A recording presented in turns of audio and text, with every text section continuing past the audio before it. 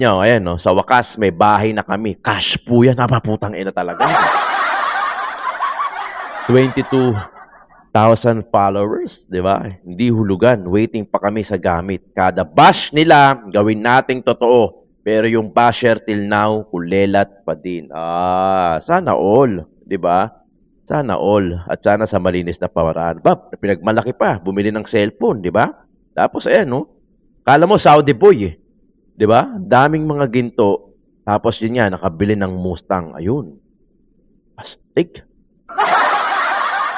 Mapapasana all ka na lang. Di ba? Pero kami, mga DDS vlogger, and I'm proud to be, kahit na wala naman akong Mustang, Celerio lang ang sasakyan ko.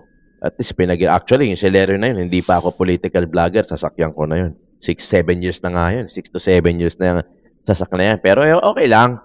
Walang problema. Well, at least, I cannot sell, my dignity and my children's future.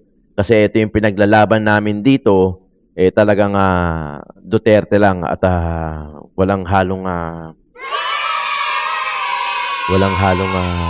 money involved.